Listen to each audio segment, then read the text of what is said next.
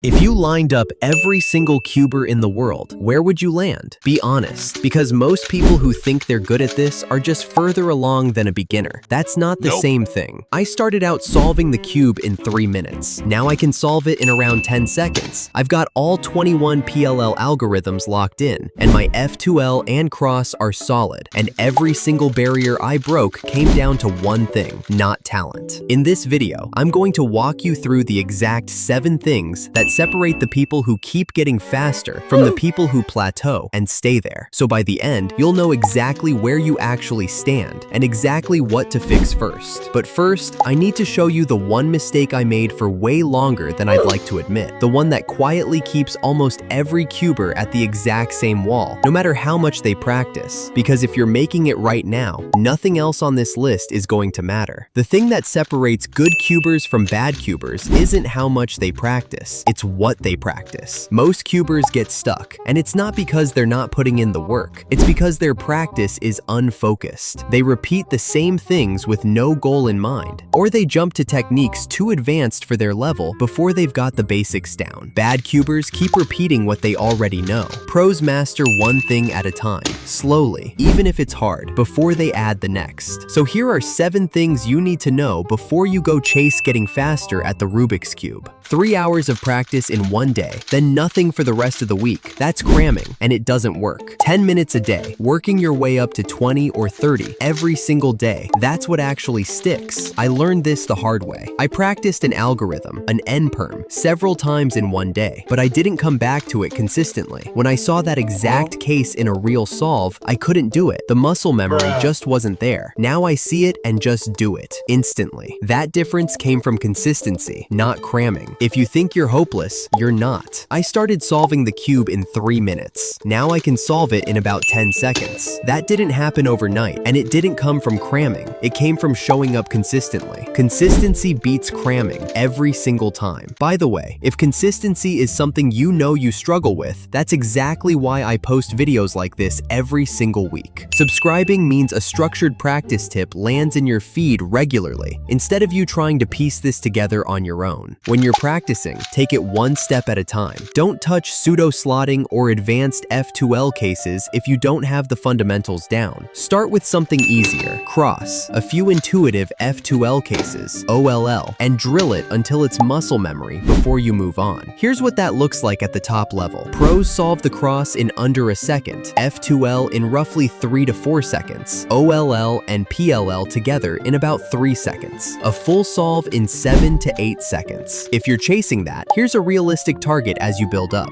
Cross around 1 second, F2L around 5 to 8 seconds, OLL and PLL 3 to 4 seconds combined. Don't try to master 2 things at once. Master the easy parts first, so the hard part becomes possible. Intuition is when you're still thinking through every move as you go, and that slows you down a lot. Algorithms should be the opposite. You don't think about them, you just do them because they're built into your muscle memory. Pros can run through a string of algorithms without thinking about it at all. It's as automatic to them as brushing your teeth or riding a bike. I feel this myself with F2L now. When I see certain cases, I just do them without thinking it through. That's the real thing separating good cubers from bad ones, turning what you know into muscle memory, not leaving it as intuition. Once your fundamentals are solid, look at what the best in the world are actually doing. Pseudo F2L, or pseudo slotting, is setting up an F2L pair, sometimes 2 at once, instead of treating them as separate cases. Tymon Kolosinski is known for using pseudo-slotting. Yiheng Wang, Max Park, and Zhuanyi Geng have all used it too. X-crosses, solving part of the second layer while you're still building the cross, were part of the 2.76 second world record. This is something I actually work into my own practice. I try to make it a habit, not just a one-time thing I learned about. Get your fundamentals down first, then start layering these in. Don't just sit down and do random stuff. Every session needs one one specific thing you're trying to achieve, not a repeat of what you already know. 20 focused minutes will get you further than 3 hours of aimless turning. It sounds backwards, but it's true. When I was first learning F2L, it was genuinely confusing. I channeled my practice into just drilling that one thing. I stayed motivated, I didn't quit on it, and now I can do F2L in around 8 seconds or less. That's a long way from where I started 3 years ago, and it came from one small goal at a time, not one giant leap.